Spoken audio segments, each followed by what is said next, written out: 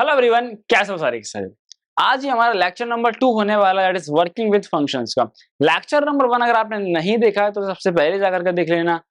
और बहुत ज्यादा इंपॉर्टेंट लेक्चर है वो। भैया ऐसा क्यों है, क्या हम लेक्चर 1 के बिना लेक्चर 2 नहीं पढ़ सकते हैं? बिल्कुल नहीं पढ़ सकते हैं। मेक श्योर करोगे भाई लेक्चर नंबर 1 जो है वो आप कंप्लीट तरीके से देख करके आइए। एंड आज हम शुरू करने वाले हैं, दैट इज आज हम सीखेंगे कि कैसे फंक्शंस जो है वो डिफाइन किए जाते हैं। अब कुछ बच्चे ये कह रहे थे कि भैया जो हमारा लेक्चर नंबर 1 है वो थोड़ा सा बड़ा हो गया था। अब देखो यार, ऐसी बात सीधी सी है कि अगर आप कोई टॉपिक को, कोई भी अगर नया टॉपिक को आप अच्छे से सीखना चाहते हैं तो आपको बड़ा टाइम तो इन्वेस्ट करना पड़ेगा। कुछ बच्चों को ये भी शिकायत रहती है कि भैया बहुत धीमे पढ़ाते हैं। देखो यार, कंसेप्ट जब आपको पढ़ाए जा रहे हैं थोड़ा सा मैं धीमे रखता हूँ, चीजें आपको अच्छे से समझाता हूँ, एक एक चीज आपको समझाता हुआ चलता हूँ जिससे कि एट द एंड तुम्हें चीजें समझ में आए। बिकॉज दूसरा ऑप्शन मैंने देखा है कि और लोगों ने क्या कर रखा है जी, 10-10 मिनट में एक चैप्टर कंप्लीट कर रखा है वन शॉट के नाम पे। आपको साफ साफ आपका जो टाइम है वेस्ट किया हुआ है उन्होंने। तो मैं ऐसा बिल्कुल नहीं करूंगा। अगर आपने उस लेक्चर को 40 मिनट्स का बेटा लेक्चर था, अगर आपने 40 मिनट्स उसे दिए, अगर आप एक बार ये व्हाइट बोर्ड वाले जो लेक्चर्स हैं, अगर आप एक बार फंक्शन पढ़ लेते हो, फंक्शन का एक सिंगल डाउट तुम्हें नहीं रहने वाला, इस बात की गारंटी मैं देता हूं। और जैसे मैं बताऊं वो अगर उस अप्रोच से तुमने सवाल लगा लिए तो बेटा सवाल भी सारे सारे आपसे बन रहे होंगे। ठीक है, चलो। अब हमें सबसे पहले फंक्शन डिफाइन करने से पहले हमें एक चीज सीखनी होगी। क्या सीखना होगा? हमें सीखनी होगी सिंटैक्स लैंग्वेज। क्या? Syntax language. अब इसका मतलब ये है कि मैं ये कह सकता हूं कि अगर मुझे दोस्तों के बीच बैठना है तो सबसे पहले क्या सीखना होगा? सबसे पहले हमें ब्रो कोड सीखने होंगे, है ना? क्या सीखना होगा बेटा? ब्रो कोड सीखने होंगे। ठीक है जी। अब आपको सिंटैक्स लैंग्वेज सबसे पहला रूल ये ध्यान रखना है, दैट इज कि क्या क्या रूल रखना है, दैट इज कि जो भी चीज इन ब्रैकेट के अंदर है, क्या है कि अगर किसी भी सिंटैक्स में कोई भी चीज अगर आपको इस ब्रैकेट के अंदर लिखी हुई है तो आपको उसे क्या करना है? You have to replace as it is. क्या करना है? You have to replace as it is. ठीक है, यानी कि इंक्लूडिंग दीज आपको इन्हें रिप्लेस कर देना है। कैसे कर देना है? एग्जांपल से समझो। जैसे कि मैंने आपको बताया था, अगर मैं बात करूं कि मुझे अगर एक नंबर इनपुट कराना है, क्या कराना है बेटा? मुझे एक नंबर इनपुट कराना है, तो उसका सिंटेक्स क्या होगा? तो आप कहोगे भैया ऑब्वियस सी बात है, एक वेरिएबल होना चाहिए and then integer and then input. ठीक है, एंड यहाँ पर जो है जो भी आपका मैसेज रहेगा, ठीक है, वो हम मैसेज आपका यहाँ पर लिख देंगे। ठीक है, सो आप यहाँ देख सकते हैं दैट इज यहाँ पर क्या लिखा है? वेरिएबल। तो क्या करना है आपको? आपको देखो यहाँ पर दो ऑप्शन आप कर सकते हैं। क्या कर सकते हैं जी? आप इसको एक तो ऐसे कर सकते हैं। कैसे? पहला कि आप सिर्फ इसको करेंगे इस तरीके से, इंट इनपुट एंड देन ब्ला ब्ला ब्ला ब्ला ब्ला, इस तरीके से, जो कि ठीक है, ये हो गया पहला। अब दूसरा तरीका अगर मैं बताऊं जो आपके दिमाग में भी आ रहा होगा, दूसरा क्या है कि x is equals to int of input and यहाँ पर मैसेज एंड दिस तरीका। अब इसमें जो है बेटा ये वाला तरीका बिल्कुल भी गलत है।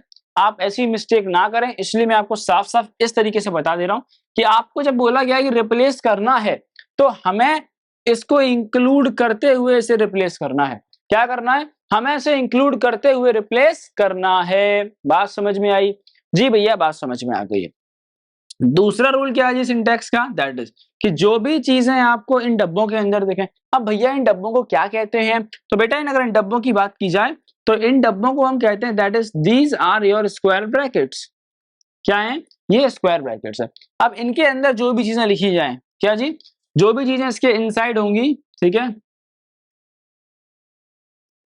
They are optional. They are optional. अब भैया ऑप्शनल का मतलब क्या है? ऑप्शनल का मतलब ये है कि अगर आप उसको पुट कर देते हैं तब भी ठीक है, नहीं भी करते हैं तब भी वो जो आपका एग्जीक्यूट है टास्क हो रहा होगा। Okay, now number third, that is accept.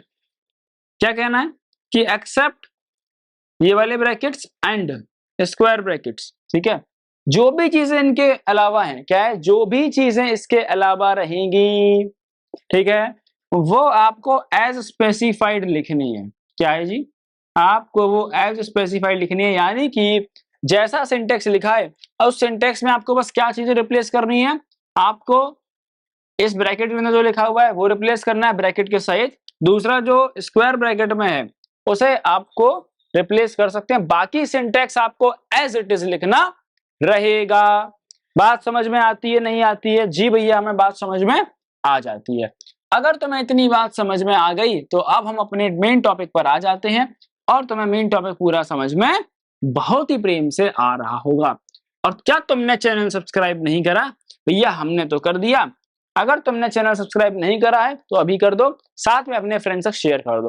Because computer science बेटा अभी हम सितंबर में है, बाद में जब आप देखोगे तो बहुत समस्या होती है बेटा बच्चों को, ये बात तुम्हें बहुत अच्छे से समझ लेनी है। चलो अब हम देखते हैं सिंटेक्स क्या है हमारे फंक्शन को डिफाइन करने का। ठीक है, सबसे पहले आपको क्या है DEF लिखेंगे। अब मैंने आपको बताया था पिछली वीडियो में DEF क्या होता है। DEF stands for definition, and definition of what? It is the definition of function. So function के बाद इसके बाद क्या आएगा जी? इसके बाद आपको फंक्शन का यहाँ पर नाम लिखना है। क्या लिखना है बेटा? आपको यहाँ पर फंक्शन का नाम लिखना है। ठीक है, अब मैंने अभी क्या बताया कि जो चीज इस ब्रैकेट के अंदर है उसे बस रिप्लेस कर देना है झट से। ठीक है, अब इसके बाद मैंने यहाँ पर कहा दैट इज कि यहाँ पर आएंगे बेटा आपके पैरामीटर्स। क्या आएंगे? यहाँ पर आएंगे पैरामीटर्स। ठीक है, अब मैं यहाँ पर एक निशान लगा रहा हूं ये। ठीक है, अब इसकी क्या वैल्यू ये आपको भी आगे बता दूंगा। ओके, और इसके बाद मैं आपको अपने स्टेटमेंट्स यहाँ पर लिखने हैं। ठीक है, जो भी आप स्टेटमेंट चाहते हैं वो हम यहाँ पर लिख देंगे। देखो मैं आपको एक दो चीज बताना चाहता हूं, ध्यान से सुनो। दो सिंबल है हमारे पास बेटा, ए है that is this this this this, B है that is this and this this. ठीक है, अब इन दोनों में मैं पूछूं डिफरेंस क्या है? अगर आपको पता है तो अभी कमेंट करके बताओ इन दोनों में क्या डिफरेंस है। आप कमेंट करके बता सकते हो क्या? भैया पढ़ा तो है याद, कुछ कुछ नहीं आ रहा है भैया, मैं तो भूल गया। चलो मैं बताता हूँ, मेरी बात ध्यान सुनो। देखो अगर मैं लिखता हूं बेटा फॉर एग्जाम्पल के लिए in this case if I take example like this that is your 1 2 3 this this this this.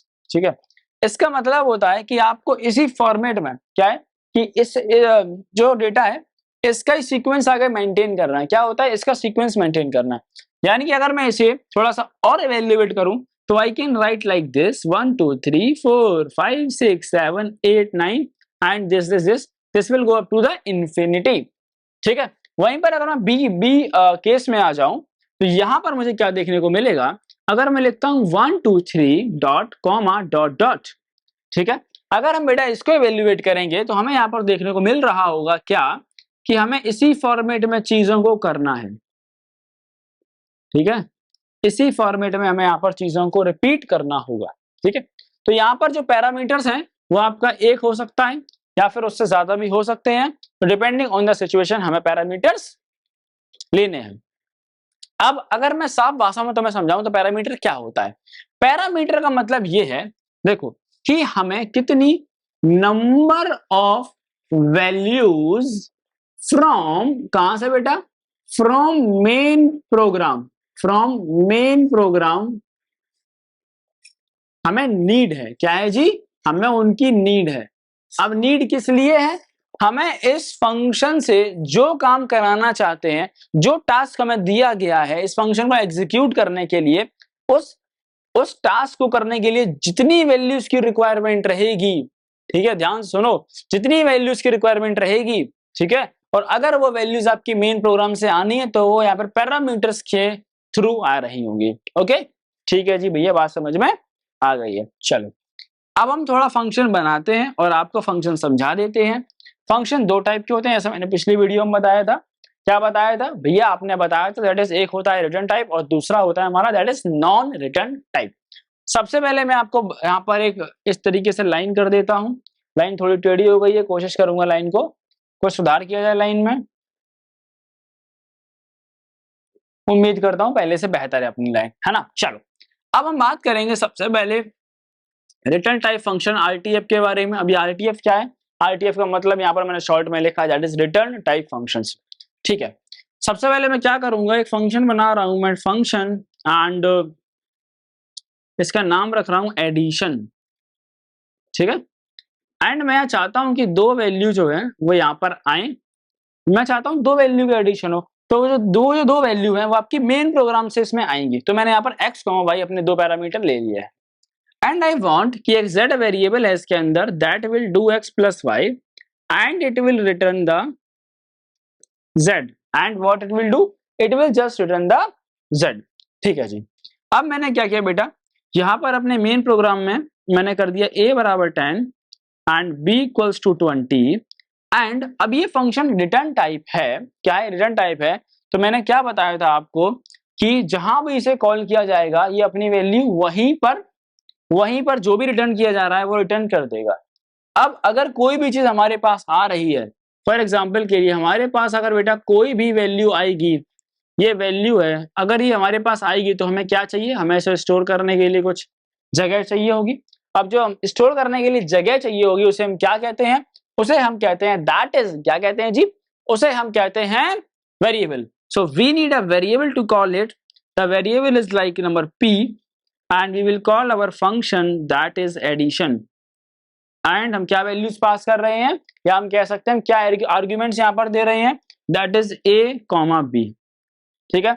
अब ये भैया एग्जीक्यूट कैसे होगा, तो मैंने आपको बताया था कि हमारा फंक्शन कहां से एग्जीक्यूट होता है। भैया आपने बताया था अगर मैं ये बोलूं दैट इज की 1 2 3 4 5 6, यहां पर 6 लाइन का कोड आपके सामने लिखा हुआ है। अगर मैं आपसे पूछूं कि कोड हमारा किस लाइन से एग्जीक्यूट होना शुरू होगा, तो आप मेरे को क्या बोलोगे, आप मेरे को बोलोगे कि भैया सबसे पहले 4 नंबर पे आएगा।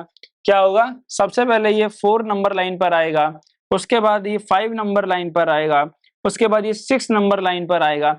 जैसे ये यहाँ पर आएगा तो क्या होगा जी, ये यहां से जाएगा इसकी बॉडी के पास। कहाँ जाएगा, यहां से जाएगा इसके बॉडी के पास। जो वैल्यूज हैं x को a की वैल्यू मिलेगी, तो x will be equal to your 10 and y will be equal to what, and y will be your equal to that is 20। And इसके बाद ये क्या है, 6 के बाद बेटा कहाँ गया, लाइन नंबर 1 पर गया। ठीक है जी। एंड इसके बाद क्या होगा, लाइन नंबर 2 पर जाएगा। ठीक है। एंड लाइन नंबर 2 के बाद क्या होगा, ये लाइन नंबर 3 पर जाएगा। तो लाइन नंबर 3 में क्या लिखा है, रिटर्न ऑफ z। तो लाइन नंबर 3 से क्या होगा, रिटर्न z। अब ये कहाँ वापस चला जाएगा, जिस रास्ते आया था ये उसी रास्ते वापस जाएगा। तो यहाँ पर आ जाएगा। अब ये लाइन नंबर 6 पर आ जाएगा। एंड नाउ यहाँ पर जो p की वैल्यू है that will be your 30। And इसके बाद हम क्या कर सकते हैं, इसके बाद हम इसकी वैल्यू को यहाँ पर इजीली बेटा यहाँ पर प्रिंट करवा सकते हैं। ठीक है। And that will be your line number 7। तो ये 3rd के बाद लाइन नंबर 6 पर आएगा and then it will go to the line number 7। ठीक है। तो इस तरीके के जो क्वेश्चन है वो आपको बोर्ड में देखने को मिल जाते हैं कि हमारा जो प्रोग्राम वो कैसे एग्जीक्यूट हो रहा है, ये आप लाइन नंबर से हमें बताइए। अब अगर मुझे अब इसी क्वेश्चन को अगर मैं देखता हूं कि मुझे अगर इसे करना होगा नॉन रिटर्न टाइप फंक्शन में, तो मैं इसे कैसे कर रहा हूँ। तो मुझे नॉन रिटर्न टाइप के लिए सिंपली क्या करना होगा, हमें एक बात का ध्यान रखना है कि मेन से हमारा प्रोग्राम यहाँ तक बिल्कुल सेम रहेगा। ठीक है। बस कॉल करने का तरीका अलग होगा जो मैं आपको बताता हूँ। हमें ये बात ध्यान रखनी है कि हमारे फंक्शन के डेफिनेशन से कोई भी वैल्यू वापस नहीं जाएगी। तो जब वैल्यू वापस नहीं जाएगी तो हमें फिर स्टोर करने के लिए वेरिएबल की आवश्यकता नहीं पड़ेगी, पहली चीज। दूसरी चीज, जब वैल्यू वापस नहीं जाएगी और यहाँ पर कुछ वैल्यू आई है तो हम जो है प्रिंट अपना फंक्शन के डेफिनेशन के अंदर कर रहे होंगे। ठीक है। मैं आगे का जो चैप्टर है वो सारा आपको बेटा स्टार्टिंग से पढ़ाता हुआ चल रहा हूँ। सारे जो टॉपिक्स है वो कंबाइंड लेकर के चल रहा हूँ ताकि आपको अच्छे तरीके से समझ में आ जाए। और जैसे चीज समझ में आ रही है यार, अपना सपोर्ट बेटा बनाए रखना। ठीक है। आपके सपोर्ट से ही जो है हम उस बच्चे तक पहुंचना चाहते हैं जिसे कोडिंग बिल्कुल समझ नहीं आती। बिकॉज मेरा ऐसा मानना है कि अगर तुम्हें प्रोग्रामिंग नहीं आती तुम्हारी गलती बिल्कुल भी नहीं है, वो नई लैंग्वेज है। आपको नई लैंग्वेज से किसने इंट्रोड्यूस कराया, कैसे तुम्हें इंट्रोड्यूस कराई गई, कैसे तुम्हें उसके कंसेप्ट पढ़ाए गए, कैसे तुम्हें बेसिक पढ़ाया गया, ये बहुत ज्यादा इंपॉर्टेंट और वो सब तुम्हें मिल रहा होगा मेरे चैनल के ऊपर। ये मेरी गारंटी है। अपना बेस्ट परफॉर्मेंस मैं दे रहा हूँ, तो तुम भी थोड़ा सा अपना बेस्ट दिखा दो। चलो अब क्या करना है जी, भैया अभी कर देता हूं मैं। भैया आपने बताया था सबसे पहले हम लिखेंगे इसका नाम, तो भैया हमने लिख दिया इसका नाम। फिर आपने कहा था पैरामीटर। ठीक है भैया। उसके बाद आपने क्या कहा है, भैया आपने बोला है कि z बराबर ही x प्लस वाई हो जाएगा। अब भैया आपने कहा है कि यहाँ से कुछ वैल्यू वापस नहीं जाएगी, आपने बोला कि यहाँ प्रिंट कराना है। तो भैया मैं यहाँ पर लिख दूंगा, भैया क्या लिखूंगा, मैं यहाँ प्रिंट ऑफ z करा दे रहा हूँ। क्या करा रहा हूँ, प्रिंट ऑफ z करा दे रहा हूँ। ठीक है। z लिखा हुआ है जी। ठीक। अब भैया हम क्या करेंगे, मेन प्रोग्राम लिखेंगे। तो मेन प्रोग्राम हम इसके डेफ के इंडेंटेशन में लिखेंगे दैट इज ए बराबर भैया मैं 10 लिख दे रहा हूँ, बी बराबर 20 कर दे रहा हूँ। क्या बात समझ में आ रही है भैया? पूरी बात समझ में आ रही है। इसके बाद मुझे क्या करना है, मुझे बस सिंपली से कॉल कर देना है। क्या करना है, सिंपली कॉल कर देना। ठीक है, आप देख सकते हो कि दोनों प्रोग्राम जो है वो काम एक ही कर रहे हैं। अब अगला डाउट है भैया ये दोनों प्रोग्राम तो काम तो एक ही कर रहे हैं, तो ये अलग अलग क्यों बने हुए हैं? देखो बेटा, कई बार ऐसा हो सकता है कि हमारे पास जो इनपुट है, हमारे पास, ध्यान से सुनो, मैं आपको कई बार हाई लेवल की चीज सिखा रहा हूं, आप समझने की कोशिश करो बस। ठीक है, देखो कई बार क्या है, हमारे पास जो वैल्यूज का इनपुट है, ठीक है, और इसका यहाँ पर इससे क्या आ रहा है, फंक्शन से क्या वापस आ रहा है बेटा, यहाँ पर हमें क्या मिल रहा है, इसका we are getting the result. ठीक है, हम कई बार ये चाहते हैं कि जो रिजल्ट आया है ये मुझे फर्दर यूज करना है। क्या करना है, फर्दर यूज करना है। देखो दो केस बन सकते हैं। पहला बेटा कि अगर मुझे इसे फर्दर यूज करना है, ठीक है, या फिर मुझे इसमें कोई भी मॉडिफिकेशन करना है, ठीक है, तो हम इस केस में हमेशा रिटर्न टाइप यूज करेंगे। ठीक है, बिकॉज ये हमारा मेन में आ जाएगा, इसका रिजल्ट जो भी एडिशन का इन दोनों का, और हम इसे आगे यूज कर सकते हैं। ठीक है, जब कभी ऐसा होगा कि मुझे उस वैल्यू को फर्दर अपने मेन प्रोग्राम में जरूरत नहीं पड़ने वाली है, तब हम जाएंगे अपने एनआरटीएफ के पास। और एनआरटीएफ कोई नया टर्म नहीं है, that is non return type function. That is non return type function. बात समझ में आ गई? आई या नहीं आई कमेंट करके बता देना। देखो मेरी वीडियोस बेटा तुम्हें लग सकती हैं कि हाँ भैया बहुत धीमे पढ़ा रहे हैं, लेकिन बेटा जो बच्चा मैं गारंटी देता हूँ, मैं इस बात की पूरी गारंटी देता हूँ कि जो बच्चा इस चैनल से कंप्यूटर साइंस पढ़ लेगा, ये व्हाइट बोर्ड वाली वीडियोस को देख लेगा, सारे कंसेप्ट क्लियर हो रहे होंगे। ठीक है, अब ये तुम्हारे ऊपर है कि तुम करना चाहते हो या फिर नहीं करना चाहते हो। ओके, और बहुत सारे बच्चे होते हैं कि भैया हम तो 2x पे देखेंगे, 2x पे। अब देखो भाई है ना कि यार तुम अपने पढ़ाई के टाइम में से, तुम अपने पढ़ाई के टाइम को काट के उसे 2x पे देख रहे हो, तुम्हारे लिए इंपॉर्टेंट है आज। ठीक है, और फिर तुम देख आ रहे हो, वो वही टाइम जो है तुम रील्स में निपटा दे रहे हो। सेंसलेस चीजें हो रही हैं। ठीक है, बहुत गलत काम है। अब बात करते हैं that is structure of the Python programme. बहुत इंपॉर्टेंट चीज है। इंट्रोडक्शन में मैंने आपको ये चीज समझाई थी, बट स्टिल मैं आपको दोबारा से बता रहा हूँ। Structure of a Python programme, ठीक है, मेरे हैंडी नोट्स अवेलेबल हैं, आप लिंक डिस्क्रिप्शन बॉक्स में, आप चैनल को सपोर्ट कर सकते हैं। ठीक है, अब बात करेंगे, देखो मान लो मेरे पास फंक्शन, बहुत सारे फंक्शन है, एक फंक्शन 1 है, इसकी कुछ डेफिनेशन है, एक फंक्शन 2 है, इसकी भी डेफिनेशन है, एंड फंक्शन 3 है। कुछ याद आ रहा है? फर्स्ट लेक्चर मैंने पढ़ाया था, इसीलिए कह रहा हूं बेटा सारी चीजें लिंक होती हैं। ठीक है, अगर तुम सही से पढ़ोगे सब समझ में आ जाएगा। ठीक है, नाउ इसके बाद यहां से आएगा हमारा मेन शुरू हो जाएगा। फॉर एग्जाम्पल के लिए a बराबर 10, b बराबर 20, हमने पहले कॉल किया फंक्शन नंबर 2 को, फिर हमने कॉल किया फंक्शन नंबर 3 को, फिर हमने कॉल किया फंक्शन नंबर 4 को, एंड फिर हमने कॉल किया फंक्शन नंबर 1 को। ठीक है, अगर मैं तुमसे पूछूं कि भैया इस केस में कैसे हमारा प्रोग्राम एग्जीक्यूट होगा, ठीक है, तो मैं क्या कर रहा हूं, मैं फॉर एग्जाम्पल के लिए बस यहाँ पर लाइन नंबर डाल दे रहा हूं। ठीक है, 5, 8, 10, 11, 12, 13, 14, 15, 16 एंड 17। ठीक है, तो आपको मैंने क्या बताया था भैया, आप खुद भूल जाते हो, आपने मुझे ये पढ़ाया था भैया, जहां आपको मेन दिख जाए, क्या दिख जाए, जहां आपको मेन दिख जाए वहीं से हमें शुरू करना है। ठीक है जी, तो मेन के बाद कहां से शुरू करेगा, 12 नंबर से, यानी कि ये 12 नंबर स्टेटमेंट से जो है आपका कोड लिखना शुरू किया जाएगा। लगता है हमारा मार्कर निपट गया है, कोई बात नहीं। ठीक है, थोड़ा सपोर्ट करो, मार्कर कम से कम खरीद लो दूसरा। a बराबर 10, अब उसके बाद क्या होगा, ये जाएगा 13 नंबर लाइन पे। ठीक है, उसके बाद क्या होगा, उसके बाद जाएगा ये 14 नंबर पे। अब जब ये 14 नंबर पे चला जाएगा तो 14 नंबर क्या है, फंक्शन 2 कॉल करेगा। फंक्शन 2 कहाँ है, फंक्शन 2 है हमारा जी यहाँ पर। ठीक है, दैट इज इसके बाद हमारा लाइन नंबर 5 पर जाएगा, एंड इसके बाद कहाँ जाएगा, ये वापस से आएगा, ये कहाँ पर, ये चल गया। अब इसके बाद आएगा ये नेक्स्ट लाइन पर चला जाएगा, दैट इज लाइन नंबर 15। ठीक है, तो आपको इसे वापस जरूर दिखाना है एक बार कि वापस आया 14 पर, फिर ये गया उसके बाद 15 पर। 15 पे गया तो 15 कहाँ है जी, फंक्शन नंबर 3 है ये, तो ये तुम्हारा है दैट इज 8 वाले कोड पर, तो ये 15 के बाद कहाँ जाएगा, this will go to the 8, 8 के बाद वापस आएगा 15 पर, उसके बाद जाएगा 16 पर, 16 में क्या है, फंक्शन नंबर 4 को कॉल करा गया, ये फंक्शन नंबर 4 तुम्हारा यहाँ है, दैट इज लाइन नंबर 10 पर, एंड अभी वापस 16 पर जाएगा, इसके बाद 17 पर जाएगा, और 17 के बाद ये 1 पर जाके वापस 17 पर चला जाएगा। अब तुम्हारा सवाल ये उठता है, भैया भैया यहाँ पे गैप क्यों दिया गया है? तो देखो मैंने एग्जांपल माना है कि भैया ये फंक्शन, कोई भी एक फंक्शन डिक्लेयर करा गया, उसमें कुछ स्टेटमेंट होंगे, ठीक है, मान लो ये एक नंबर एक लाइन है, तो यहाँ 4 स्टेटमेंट हो सकते हैं, फिर ये 5वां नंबर दे दिया, इस तरीके से हमने एग्जाम्पल कंसीडर यहाँ पर किए हुए हैं, ठीक है।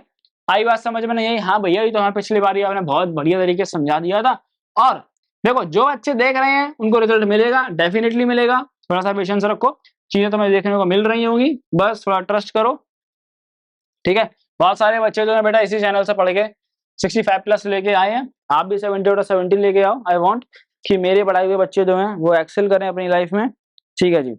चलो, अब एक टर्म है दैट इज कि फ्लो ऑफ एग्जीक्यूशन, तो फ्लो ऑफ एग्जीक्यूशन को बेसिकली डिफाइन कैसे करते हैं, ऐसे डिफाइन किया जाता है दैट इज कि ऑर्डर ऑफ एग्जीक्यूशन